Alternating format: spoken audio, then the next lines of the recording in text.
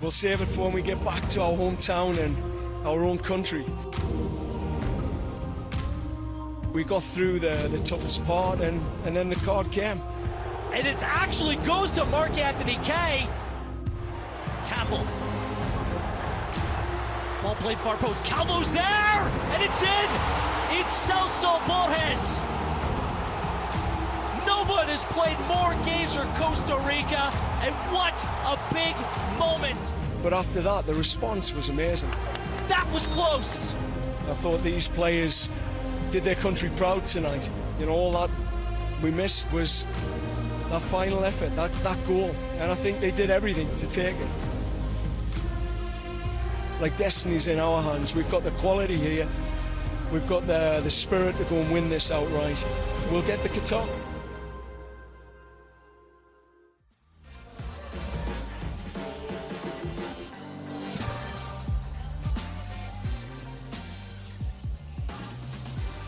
It's officially spring, but winter weather marches on in the city of Toronto along the lakeshore. A fitting reception for a Canadian squad that has managed to freeze out the competition until Thursday night, a 1-0 loss to Costa Rica. How will Les Rouges respond as they host the eliminated Jamaicans? Another chance presents itself tonight to qualify for Qatar, and we're getting you ready right here on OneSoccer. Those fans don't look like they need to get ready, though. They are pumped. They are good to go. We are inside BMO Field. Andy Petrillo alongside Patrice Bernier, Canadian champion, former national team member. Patrice, do you remember playing in weather like this? When I was in Norway, but not at home in Canada, so I know a bit the factor, but it's great. We're embracing who we are, and I think Canada took advantage of that, and we have a last home game in these conditions. I'm glad you're putting a positive spin on this, but yes, it is cold out here, but the Canadian men plan on heating things up on the pitch. And yes, I know Canada. I know. On Thursday night, the champagne was on ice, the party balloons were all hung up, and you were ready to call in sick the next day. But the Costa Ricans ruined the party, a 1-0 victory for them. And even though the Canadians were reduced to 10 men, it was still a strong performance by them, and they still topped the table despite not getting any points on Thursday. And when Mexico and the USA played to a draw, they were unable to make up any significant ground against the Canadians. And while no one has officially clinched yet, we do know the teams who are officially eliminated. El Salvador, Jamaica, Honduras are out. Now, here are the scenarios for Canada to get that coveted check mark beside their name. A win or draw will get the job done. So it's simple as that, even just get a point. But if they lose, because you have to take that into consideration, they'll need El Salvador to win. They'll also need Panama to defeat the United States. Now, Patrice, 56 caps for Canada for you. How are you feeling right now, knowing that they can get the job done right here on home soil? Oh, it's great. You know, it's of course I guess everybody would have loved it to be on Thursday, but you get to go back to home soil, have the crowd with you, win it at home or at least qualify, and then hopefully celebrate with all of the cans. And like I said, with the weather, I guess you can warm up everybody with a qualification and the ticket to go to Qatar this afternoon, so that would be great. And of course, as a former player, it's fantastic to know that we're in this situation, that now Canadian soccer can get the respect and credibility with a qualification and going to the World Cup, which we haven't been in quite some time. Well, to see that reception as well, everyone, when the bus came on in, the flares going off, everyone greeting them, you can see the little statues of the World Cup. The fans are ready to go, and standing pitch side, pulling double duty for us today is Christian Jack. KJ, how is the weather pitch side?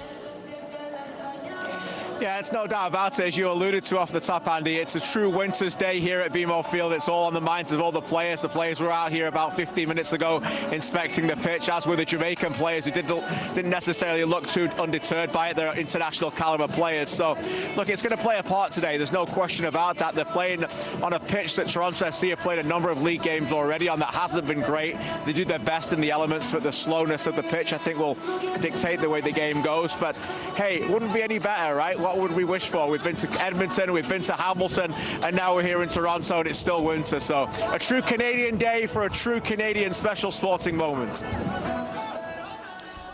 I guess things do come in threes. So if we got the cold weather in Edmonton and the cold weather in Hamilton, it only makes sense that we're getting it right here in Toronto. Now let's get to the starting 11 for Canada, brought to you by GE, and you can see Danielle Henry going on in. And I guess to some people, based on the way they played, no surprise to see Richie Larea and Stefan Eustachio back in the lineup, because the big conversation, of course, had been them not getting a lot of playing time with their clubs. But KJ, when you take a look at that, what stands out to you?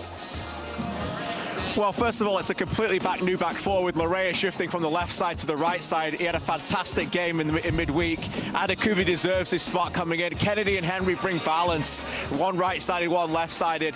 The other thing that stands out is Jonathan Osorio being asked to go back there and play alongside Stefan Eustachio. He hasn't gone with Liam Fraser. He hasn't gone back to ask Atiba Hutchinson. And so asking Osorio to play in midfield is a crucial role for him. And of course, Junior Hoylett returning. And Junior Hoylett is a player that has become very important to this Canadian men's national team and could have played for the opponents they're playing against today. Could very well have played for Jamaica in a game like this, but instead he gets to try and take Canada to a World Cup. And I think that's something different. No one shoots the ball like Junior Hoylett and brings that magic on the wings. So it's not a surprise to me to see this lineup in this system. And I expect Jamaica to sit quite deep and Hoylett to be very important in all this, Patrice. Hey, the one good thing about this weather, by the way, is we just saw Milan Borjan there. Maybe we will see the gray sweatpants. And I love Ismail Kone. He was the first player that we saw getting called in here. Played about 10 minutes in that game against Costa Rica. Didn't look out of place. And I love that he was just soaking in the atmosphere. It has to be so fantastic for him. But I do want to touch on Larea and Eustachio. I guess, Patrice, were you impressed that they were able to go the full 90? We weren't sure if they were going to, even based on what Herdman had said with them coming on in, especially Richie Larea last playing on February 2nd. What did you make of their performance and getting right back into the starting 11 here today? Yeah, definitely. They were two of the top performers in the game. And like you've mentioned, at club level, not necessarily playing as much. But you see the mindset of this group. You know these players, they want to be with the team. They want to be on the field. And I guess their freshness paid off, not having to play all these games at club level. They're coming in, traveled, eager to come and perform. And like I said, the Richie Larea, probably the top performer, and Stefan Eustachio had a lot of volume in the middle, dictating play, making some passes. And you could see that, yeah, these guys know that they're on a mission. There's something to be done here. It didn't matter if they weren't playing at club level, because they're still pinpoint performing and on point to play for Canada, and performing as we've got accustomed to see them with the red jersey. You know, KJ, you brought up a really good point on Thursday as well, just about the environment. Even though Eustachio has gotten into a couple games, Richie hasn't gotten into any for Nottingham Forest. The training environment obviously is still something that's very beneficial, but to see them also play, what did you make of their performance? Yeah, I think there were players that came from environments that are used to winning. Eustachio's playing in the European competition for an outstanding club at Porto and training with top-class players every day, trying to get into that 11. As I said on Thursday, Richie Larea is at Nottingham Forest, who one of the most informed clubs in all of English football right now. So they arrived in good headspace. They came in an ability knowing that they're confident coming onto the pitch. And I think in particular, Richie Larea, who was asked to play on the left-hand side and then play a little bit higher and now goes to the right, and has a very good chance by the end of today without Alistair Johnston playing to play more minutes than anybody else in this World Cup qualifying round for Canada. I think he's been outstanding. He's been challenged, by the way, by John Herman, who thought he needed to be better after his games in January. And right now they bring a lot of tactical versatility and their outstanding form right now for country. Speaks to their skill level as well, that they can also be able to pull that off and switch sides, and that's what has impressed us the most about this team. Well, in less than 2 weeks, it's the opening weekend of the Canadian Premier League. York and Halifax kick things off on April 7th, and then on the 10th, it's a rematch of the Canadian Championship game there. The league winners, Pacific, take on Forge FC. The fans are ready, the country's ready, Herdman and his team are definitely ready, those little munchkins are ready, and we are getting you at home ready for Canada, Jamaica on OneSoccer. We're used to labels. Apologetic.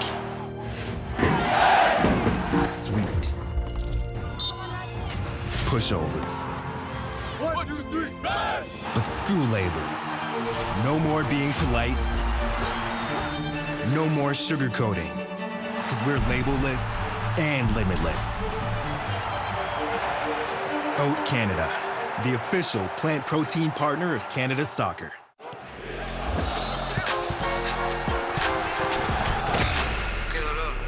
That voice in our heads that urges you forward, Bueno, dale, vamos. Fuel it.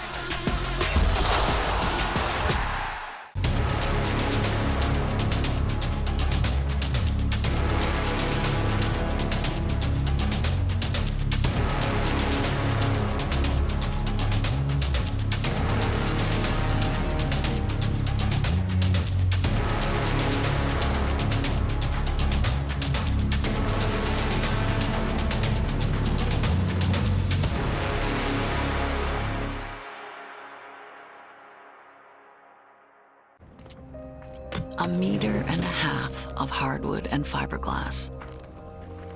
250 square meters of ice. All mean nothing until someone brings them to life.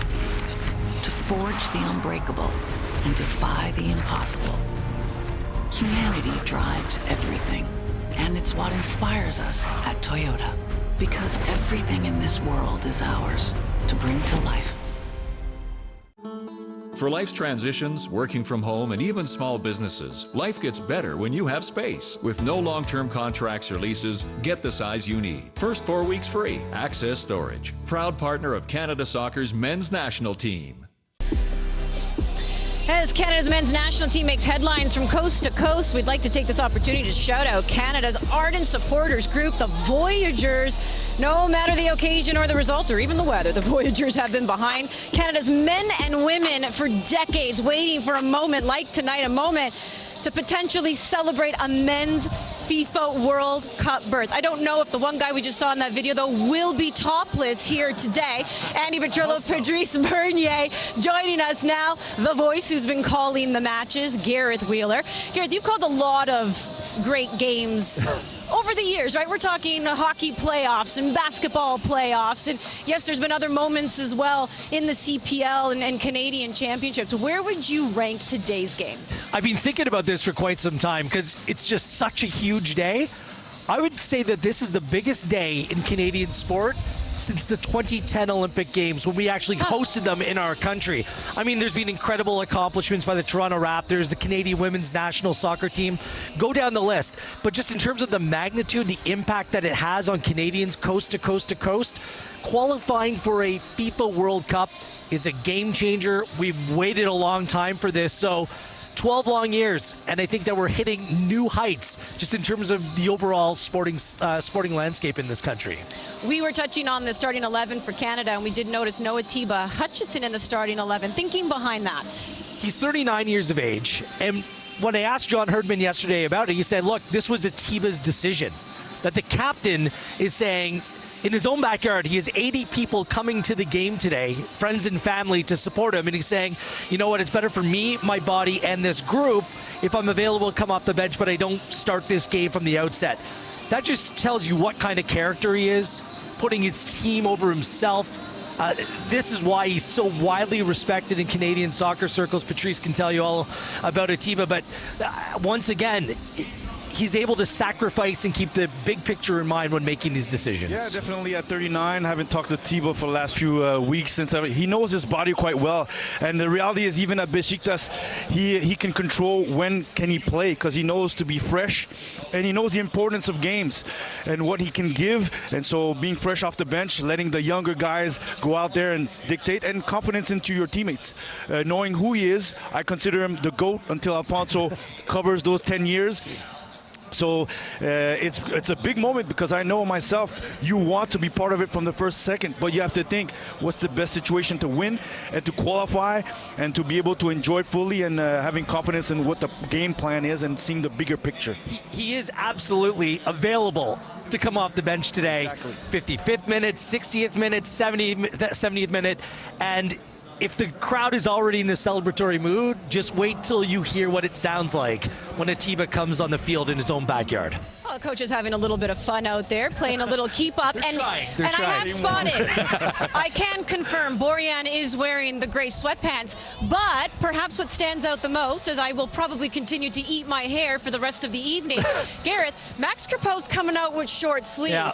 He's playing tough guy out there right now. He did this in Edmonton as well. I noticed it from the get-go. Who's going to brave the conditions? No short sleeves and gloves and all that nonsense. Crepeau comes out wearing short sleeves, and when the backup goal goalkeeper is coming out wearing short sleeves. That sets the tone, not only for his teammates, everyone else in the building. And if you're an opponent looking the other way, you're saying, oh, hold on, what's he doing right now? This makes no sense. Look, I love it for Max. This is what this team's about. We're embracing the conditions today. This is perfect, Andy. Coming full circle, we're finally in this region where players like Patrice have suffered in incredibly hot and humid conditions. Let's come up to the north. Time to defend the north, embrace the conditions, embrace the occasion here today. Wheels up. We look forward to your call. Oh, Canada. Oh, baby. Well, you know, this team has definitely given us so many memorable moments, goals, wins, historic performances, but perhaps the celebration that resonated the most with Canadians was a simple leap into a snowbank. Here's Sam Adekubi talking about his jump in Edmonton. Stacchio, good ball, touchdown! Sensational! It was crazy because I don't really remember doing it because I was just so happy when Kyle scored because it was a big goal in the moment of the game. And then I didn't realize it was on social media and it was caught on TV by the cameras. And then when I saw it after, I was just, my phone was going crazy and my parents were calling, my friends were calling, and it was cool, but honestly, I was just so happy for the important win because it was such a big game for us, for the group mentally, I feel. You know, when you're so present, when you're so happy, you just do things that you don't really expect, and I think I was celebrating like I scored myself. The ball holds up. He's going to take it himself. Sam Adekubi in a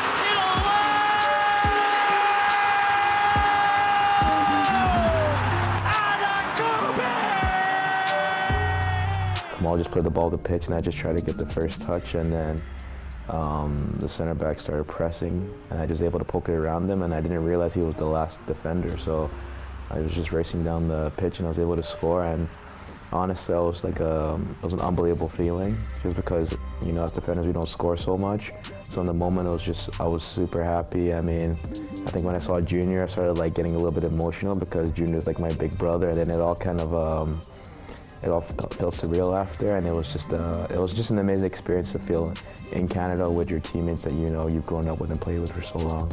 I just wanted to dribble down the pitch and get it to the corner flag, to be honest, but then I realized I was through on goal, and when I got there I just tried to like calm down and just like hit the ball well, and it ended up going in because I just heard the fans go crazy. And then yeah, like nothing was really planned, even the celebration. I was speaking with my brother Elijah the night before, and I told him I was going to score and I was going to do a meditation celebration. So it just clicked in my mind when it happened, when I ran to the corner flag, and it's crazy how things can just manifest itself into the game.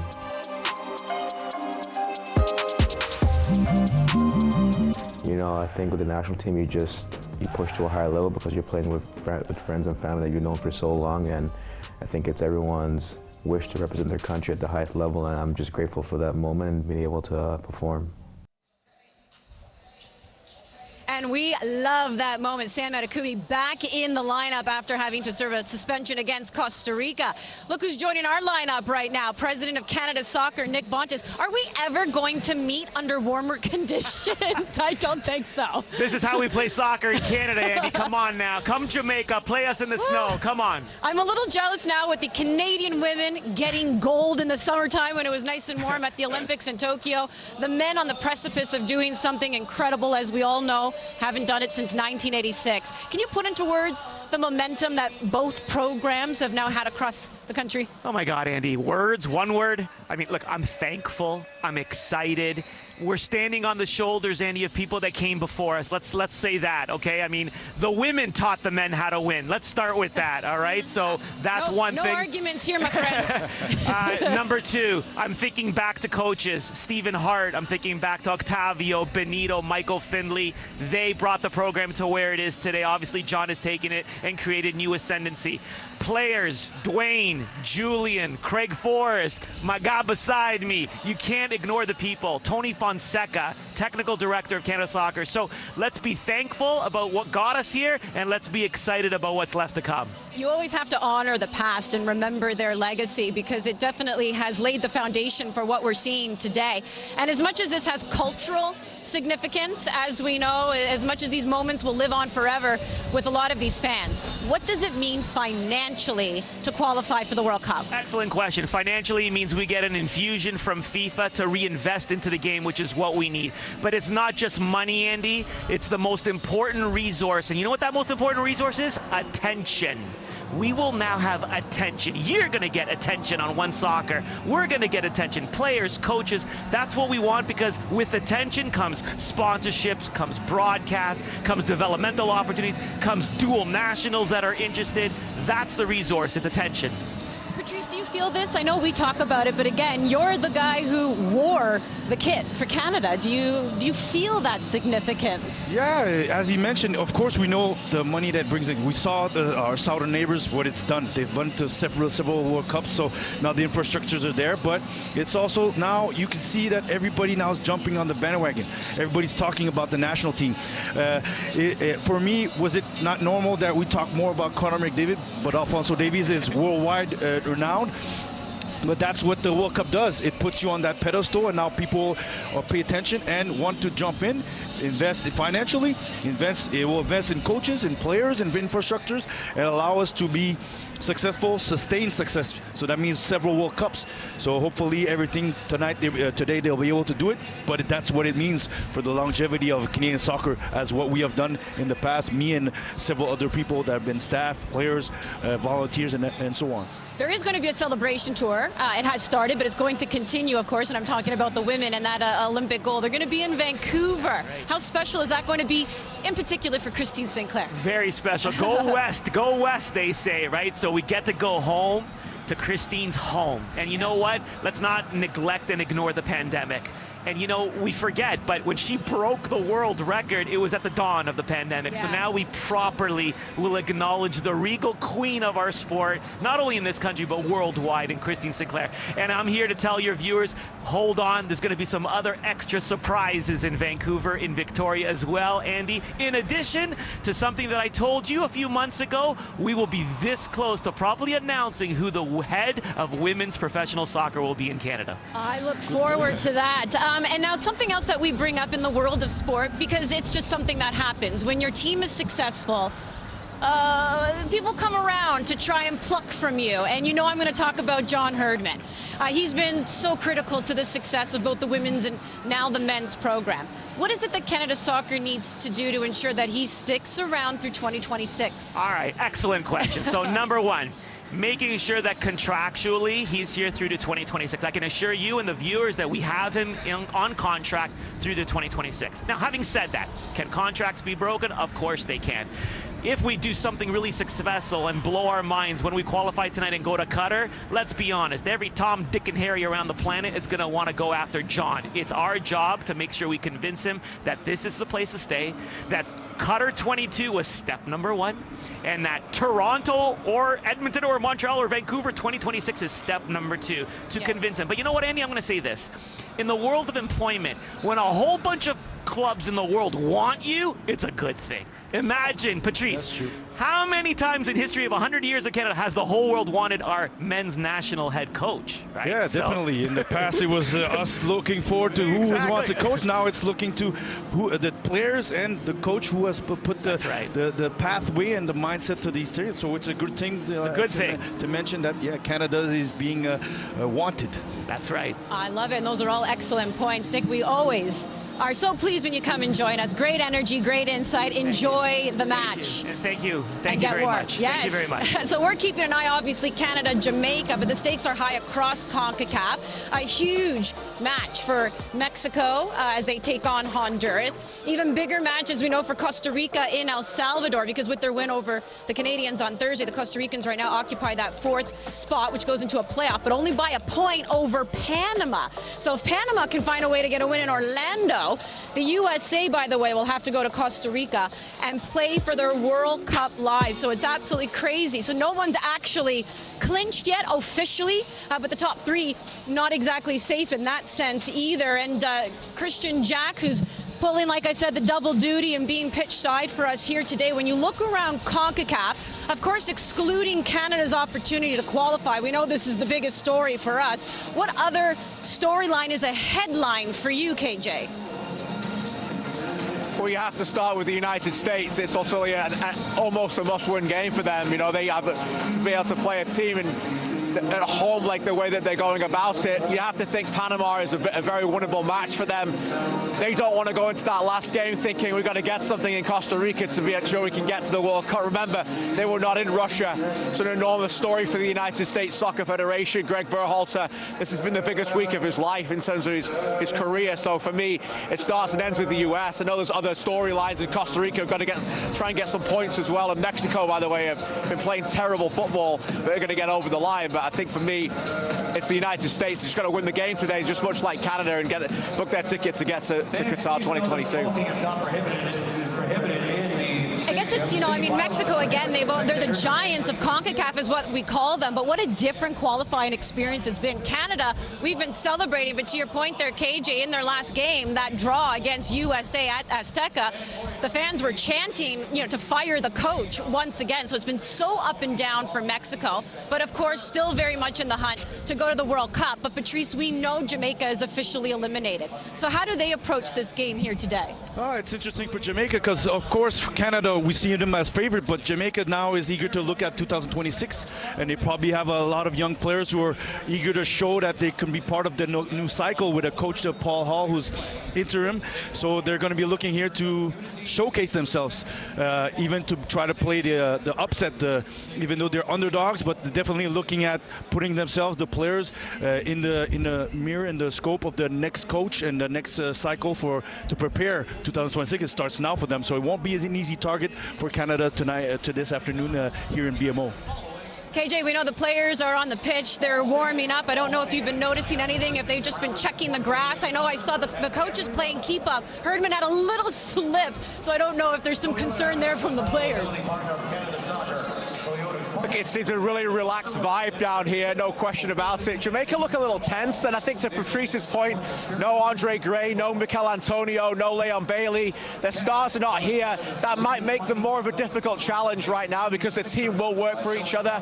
But what is their motivation? They've won one game from 12, so it'll be difficult if the things go against them pretty early. But all in all, quite loose down here, and a general feeling of a party starting to emerge in the crowd. Oh, well, I hope the party can heat things up. Canada taking on Jamaica. That kickoff is in about 30 minutes, so that's coming up 4 p.m. ET. And then to round out World Cup qualifying, that began a year ago. They take on Panama on the 30th at 9 p.m. Oh, the fans have found a way to stay nice and toasty, that's for sure. They are making their way inside BMO Field. They are pumped for this one. Now, the Reggae Boys still have their fans, too, as Canada-Jamaica coming up in Toronto.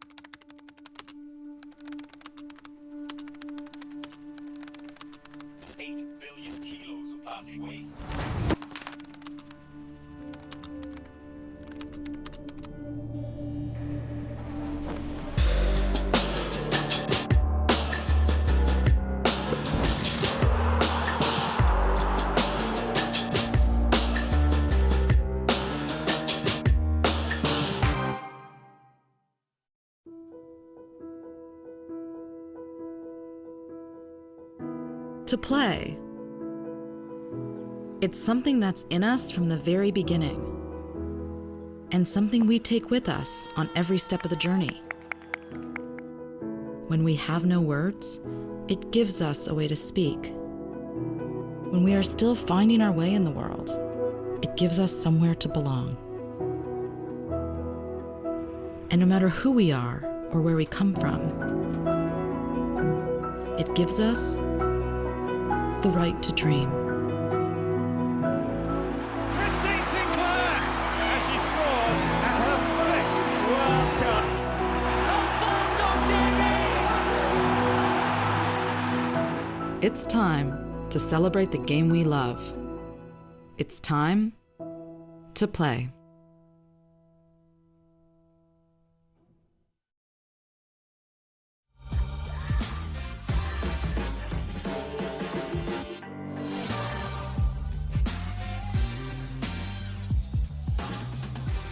Let's try this again, Canada, shall we? The Canadian men have made their way back onto home soil after suffering their first defeat in this qualifying campaign, 1-0 to Costa Rica.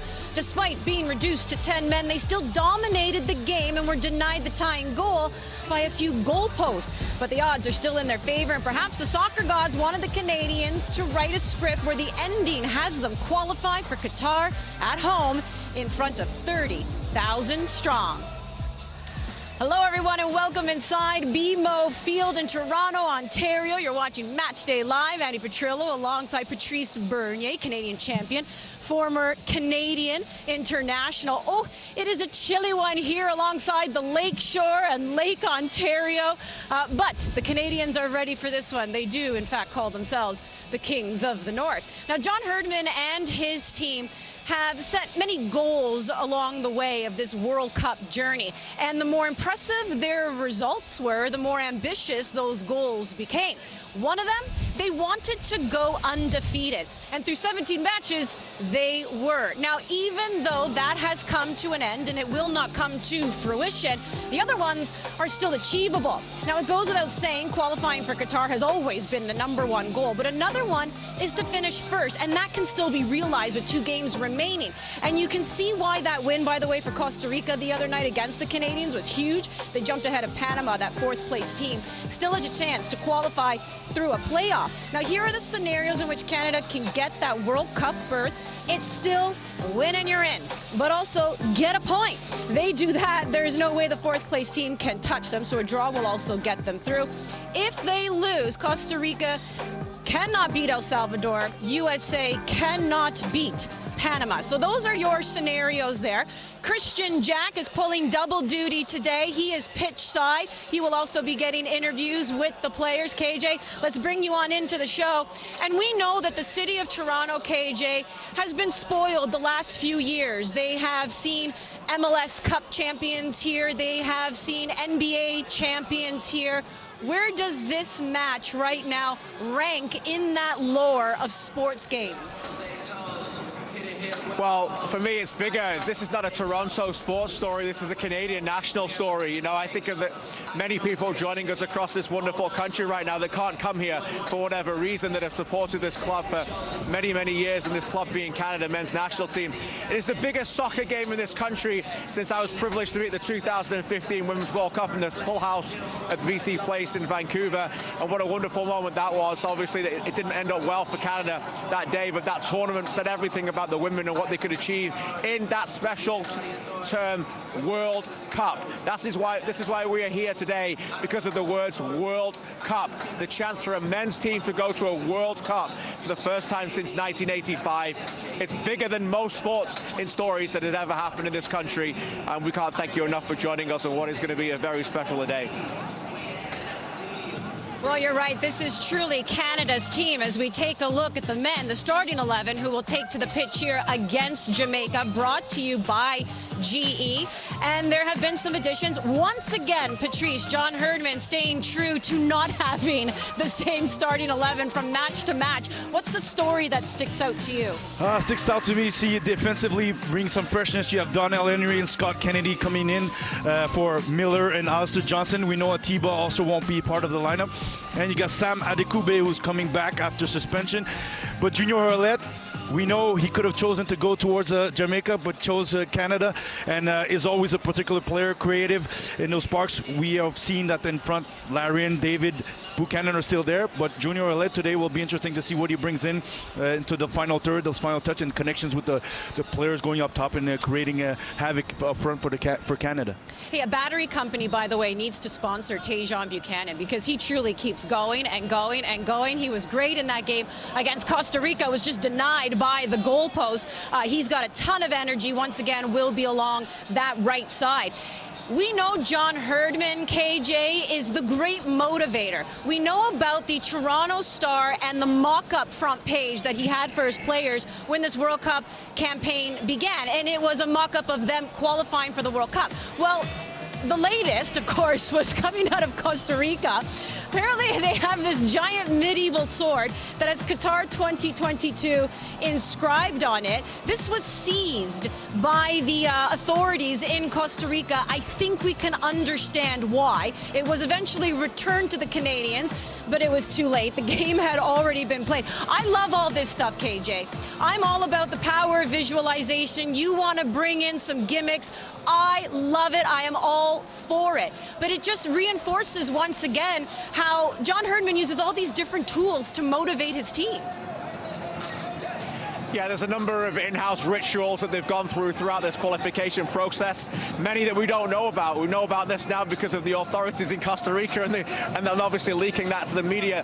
I can tell you this, when we addressed it with some of the players, they wanted to keep it private. They didn't want to talk too much about what that sword was about and what the meaning was. But you know, this whole motivation factor around this team has been planned for 4 years for this very moment. John Herdman in February 2018 gave a press conference in this very stadium saying, we want to climb that mountain and get to the top, and thought about this moment. And why is that important? Because he's re-engineered everybody backwards. His team have been given this as their goal. Let's aim for this and work the way backwards. And that's ultimately what they've worked on. Work towards this and figure out how to get there. Not let's start with the first game in 2018. It's been whatever it takes to get to a moment like this today. And this is why so many people here are excited. It takes a very long time to get to a moment like this. You know, the first time we hear of an overnight success, I think, would be the first time for a lot of people, because this has been quite the journey in the making. And KJ, you also had a chance to catch up with John Herdman a little earlier. Let's hear what the head coach has to say before this big match. John, thanks for doing this. A lot of people are here anticipating the final whistle tonight. How do you keep your team focused on the opening whistle first? Yeah. How do you keep your mouth moving in this cold, eh?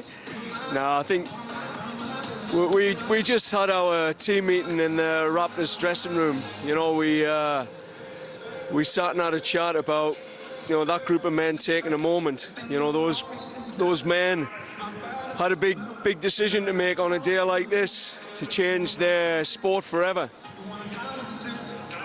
And they're ready. They're committed. They'll give it everything. We know that, Christian. We didn't have the gods with us the other night, but we got 30,000 Canadians and a few million watching. So if that doesn't get us over the line, I don't know what will. Powerful words as ever. You've watched Toronto FC games on this pitch. It's been quite slow. It's snowed overnight. How do you expect it to play? Oh, man. Yeah. I mean, look, if I'm the Jamaican coach, I'm looking at this going, this is heaven. It's like having a home field. But I know the people worked on this as hard as they could. This is Canada. And our players have grown up on this type of field. So, look, we're going to embrace it. We're going to embrace a fight. They're going to come out. They're competitive. It's a young, hungry team. And they've got the chance to spoil this party. So, it's going to be a hell of a battle, and I know our lads are up for it. I don't want to single out one player, but about your lineup, Junior Ouellette's a big player tonight, isn't he? Obviously with Jamaican descent as well, it's a big moment for him. What do you look for Junior to bring for your attack?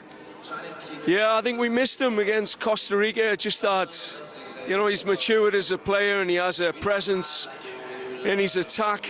And I think he can just bring that calm in the moments where it can get frantic. He was desperate to play this match. You know, we all know how much it means to him. You know, I don't know how long he'll have left playing for Canada after a World Cup, but he wants to get there, and these nights are made for players like him. Appreciate this, John. Enjoy the moment. I know it's a special one. Thank you. Thank you. Great to hear from John Herdman once again, having to be tasked with the job of keeping the team level-headed. Oftentimes, it's those final few steps to cross the finish line that are the hardest. But KJ, we know Jamaica officially eliminated. So what are you expecting from them? Well, they're not an all-star group. You know, they haven't got Mikel Antonio, they haven't got Andre Gray, Leon Bailey's not here. So it's a united group that have got a lot to prove, and I think they'll work harder without the ball because they haven't got those star caliber players. But what is their motivation? You know, ultimately it's a very cold day here. They've won 1 game in 12. Is it the ability to stop Canada, and can that keep them motivated throughout the game? If it starts to go against them pretty early, it could be a difficult one, but ultimately that group of players have got to prove to this coach that they can stay in this as long as they possibly can and fight to get to the 90 minutes so they get a difficult day for Canada. All right, great stuff. I heard the beginning and then not the end, only because the fans started cheering. They're starting to get pumped up in here. The PA announcer is getting them riled up. Not that I think they need any help. They are ready. The fans want to go to Qatar. A win or a draw will get the job done. More coming up.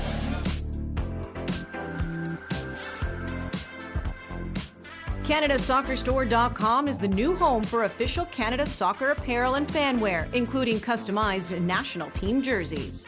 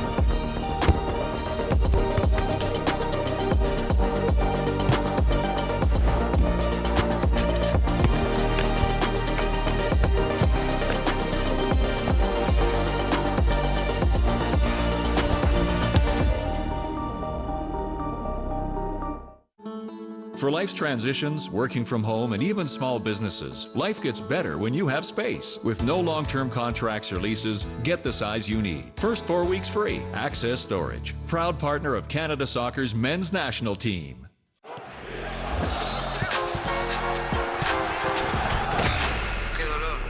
That voice in our heads that urges you forward. Bueno, dale, vamos. Fuel it. A meter and a half of hardwood and fiberglass. 250 square meters of ice. All mean nothing until someone brings them to life.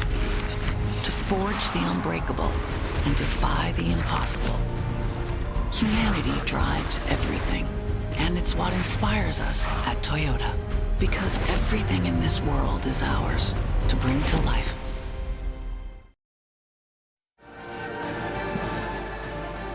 Canada's men's national team is back at BMO Field for the 23rd time in the stadium's history. Les Rouges owns an impressive 13-8-1 record, where they've lost just once in their history here while marching to a dominant 12-year unbeaten streak. Canada's men's national team has never lost a Concacaf World Cup qualifier played on the pitch that's right behind us here as we get you set to see if Canada can punch its ticket to Qatar. The fans have been here for hours. They lined up outside. They welcomed the bus when it arrived. Now they've made their way in. Great to see the standard Canadian plaid. I know the jean jacket and the jeans are the Canadian tuxedo, but the plaid is definitely the winter tuxedo in this country. Andy Petrillo alongside Patrice Bernier. And the Canadians did, of course, have a chance to punch their ticket to Qatar on Thursday against Costa Rica, but the Costa Ricans getting that goal late in the first half, 46th minute. That was off a set piece, Patrice, and we know that that was something the Canadians were struggling with in that first half. So set pieces, of course, are the theme here for today's Sports Interaction Tactical Breakdown. Yeah, definitely. It's not a weak point of Canada, but definitely at the last game of Costa Rica, it was one that Costa Rica tried to take advantage of, which we saw early in the game. There was a lot of set pieces, and the winners of the set pieces, the headers, were mostly Costa Rican, and that's where Canada has to improve because they're playing against Jamaica, which has those qualities, has those players that are able to be dominant in the box. As we can see here, that's where Canadian players have to be also aware of the ball, but aware of man, and be able to be in contact of your player, and especially the second ball, because sometimes the ball will scramble out and you have to pay attention to what happens, because the goal did come from a second ball coming out. So Canadian players being aware, on the line, on the same page, allowing also, as you can see, Milan Boran be able to come out and play the ball, but avoiding Costa Rican players, as definitely Jamaican players this afternoon, getting on those headers and not losing the set pieces during the game, because it could be a part where Jamaica wants to take advantage of. As we know, maybe Canada will have the ball and will be able to dictate the play like they did against Costa Rica, but watch out, because set pieces always are a difficult part in a game, not just for Canada but for Jamaica, and so that's a point to take a notice on tonight, this afternoon with Canada. It can be a weapon for the opposition, that's for sure. Worth noting, of course, at that point, the Canadians were down to 10 men. KJ, Mark-Anthony Kaye, getting that second yellow in the 34th minute. What adjustments do you also feel that the Canadians need to make here today against Jamaica? Well, it's a completely different profile of a game. I think they're going to have a lot more ball than they did the other night.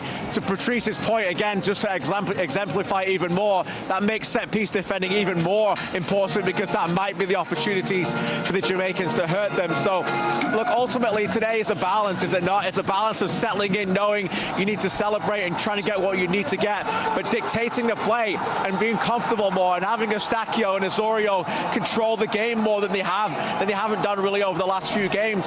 John Herdman spoke about this recently, about wanting to be a bit more of a possession-based side. Now, it's difficult in conditions like this. The ground's going to be hard, the ball's going to be hard, but if they can keep the ball, I don't think Jamaica are going to want it as much. Then they need to dictate that and feed the balls into the likes of Kyle Laren and Jonathan David, and let them do what they do most, and that is complete themselves up front as a partnership. They've worked really well with them without the ball together, and I think that duo will be something that Jamaica are going to be fearful of and sit deeper and deeper to create the spaces to open up for the likes of Eustáquio and others to be able to play inside of.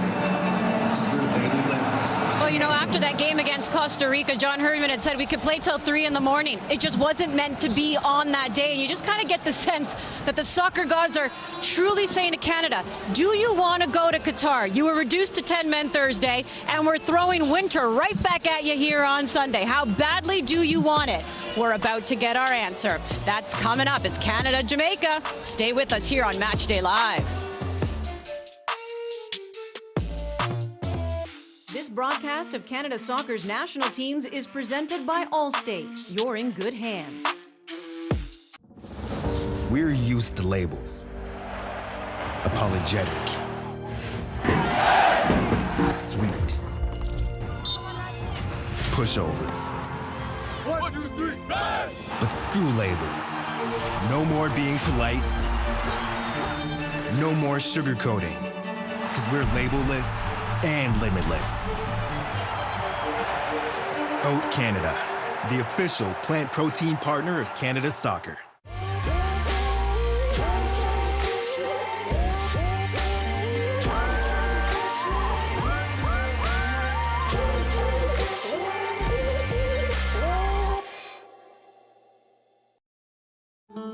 For life's transitions, working from home, and even small businesses, life gets better when you have space. With no long-term contracts or leases, get the size you need. First 4 weeks free. Access Storage. Proud partner of Canada Soccer's men's national team.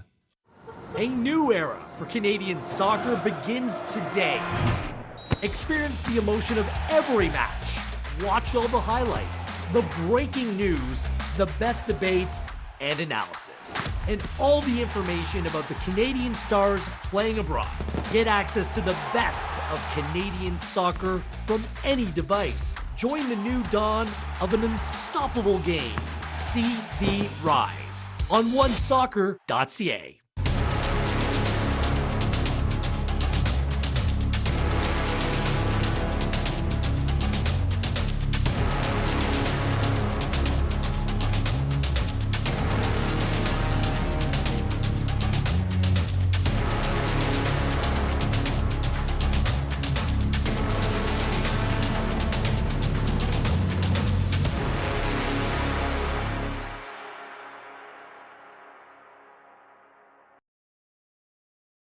Coming into this whole qualification process, I was just crazy from like the outside media. It felt like, you know, just making it to the octagon will be something special. I know when I came into the group, myself and Tajon came at the same time, and I just remember like we were talking and looking around, going like, there's no reason why this team shouldn't be one of the top teams in Concacaf. I mean, look at the talent that we have. So it's been kind of cool to kind of really see how the expectations have changed as well. This group's got that talent, they've got that desire and that hunger to keep going. So, you know, the sky's the limit right now. Johnston steps in.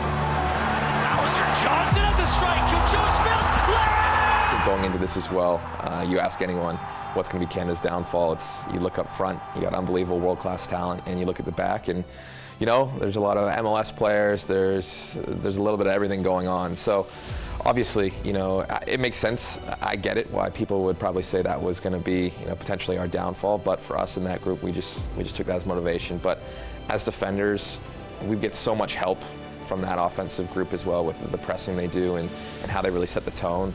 It makes our job so much easier. So it's not really a defensive, you know, core and an offensive core. It's, you know, it's 11 guys out there working together. So, you know, a lot of that work gets put on those attackers' shoulders, which I think a lot of people kind of go unheard of and goes unnoticed. But also, it's nice as a backline, you know, if you keep a clean sheet.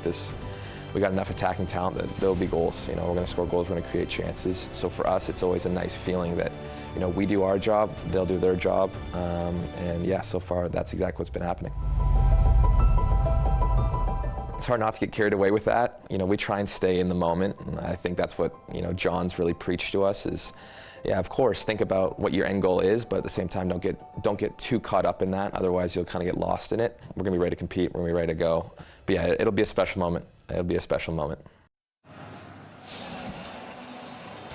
Santa, we love you, but you need to be on vacation. We do not want to see you for another 9 months. But hey, he is right. I mean, Qatar, it's November this year, as we know. The World Cup not happening this summer, and it goes until what, December 18th. So I guess in some ways, we're preparing for the type of weather it will be when we'll be watching Qatar 2022. We are getting set for kickoff. It is just around the corner. The flurries now starting to come down here in BMO Field. Canada getting set to host Jamaica.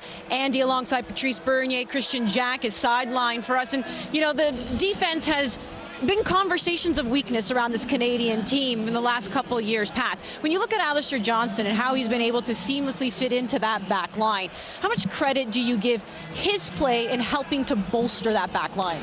Yeah, the factor is that so much offensive firepower that all the glory goes to the strikers, but you look at a player like Alistair Johnston, he's very good, solid in 1v1 situations, and usually when you're good at that, they don't talk about you, and it's normal. That's a good thing in terms of a defender that's able to do his job, get the ball to the midfielders, get it up front, and it's not just him, it's a back line that's working as 3 or 5, and like he said, as a unit.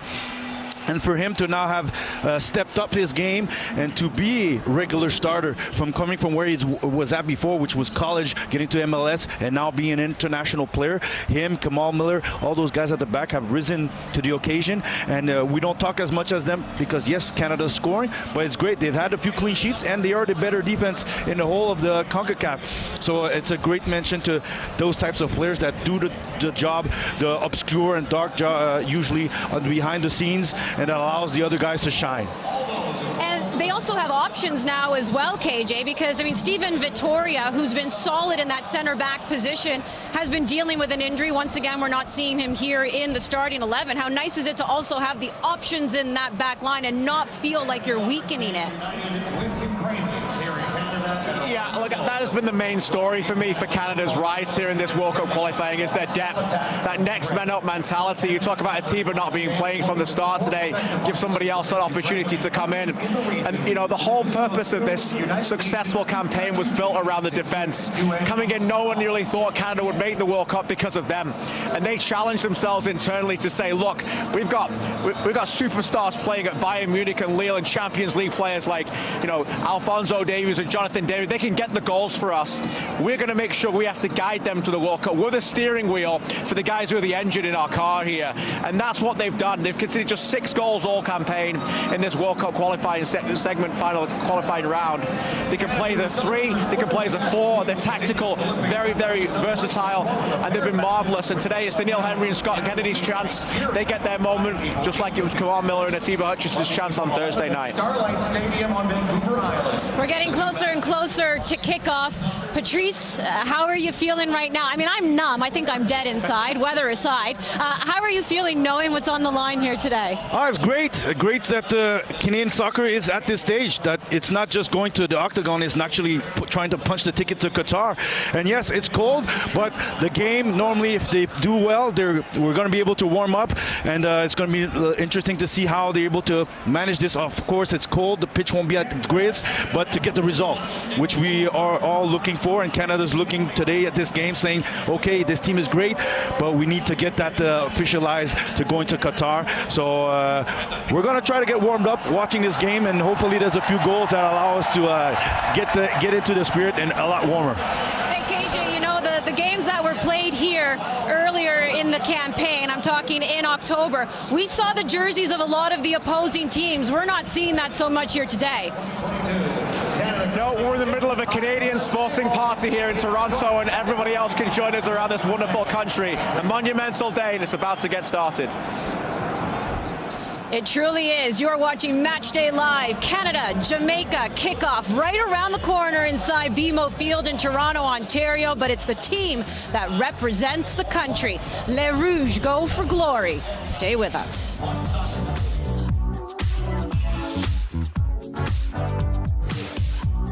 Canada men's national team on OneSoccer is brought to you by the Toyota Corolla family.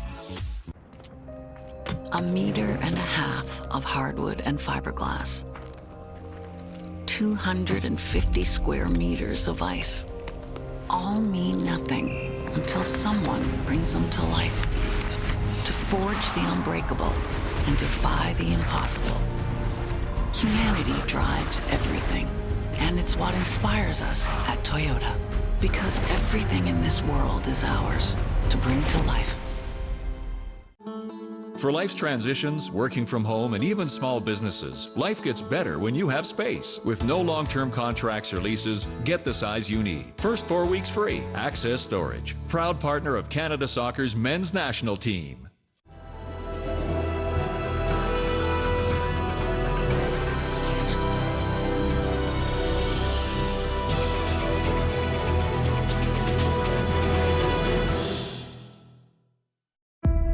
There is something quite magical about heading into a new destination. A journey into the unknown. Not alone, but together, as a country, as a sport, ready to soar. We are Canada, and this is our sport. This is our time.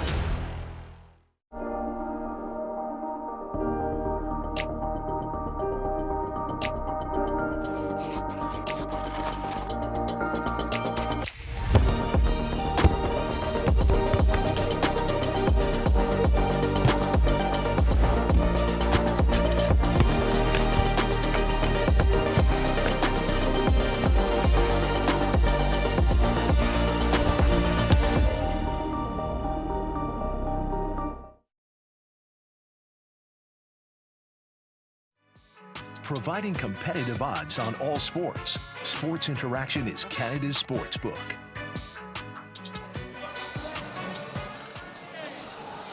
Canada has once again resurrected the frozen fortress, a fitting scene for the kings of the north. To the victor go the spoils. Winter marches on as Canada plays host to Jamaica. The players will be taking to the field in just a moment. Last minutes of warmth before they brace the cold and put themselves on the verge of booking a ticket to Qatar. Enjoy the moment, Canada.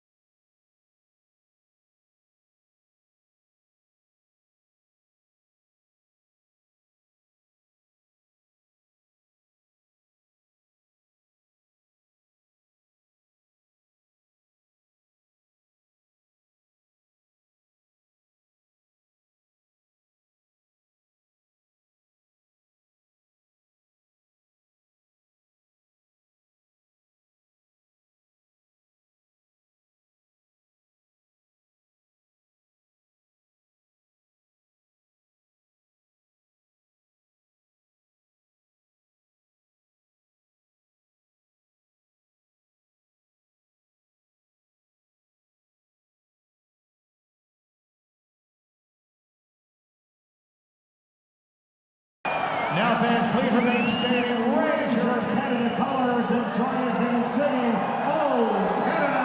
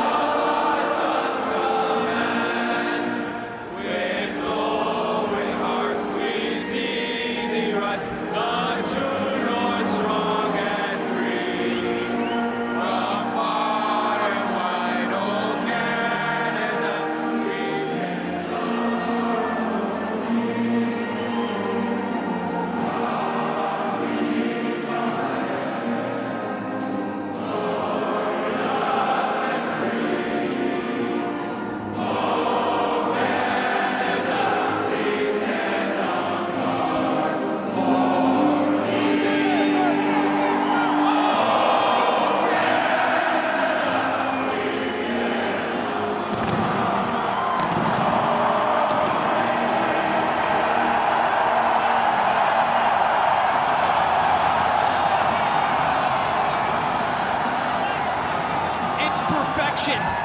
I've never seen anything more beautiful in my life. Canadian pride, the snow, the conditions, and a chance to clinch and punch a ticket for Qatar 2022. This is it. A day to remember, a potential where were you moment, and why not? Cold, snowy, quintessentially Canadian conditions. It's been a qualification campaign like no other, and on this blustery day in Toronto, a chance to complete that quest for Qatar and qualify for the first World Cup since 1986. Chills indeed with the weather and emotion. A fitting potential end to an excruciating drought and a top way for this determined, decisive, and dedicated group of men who have become brothers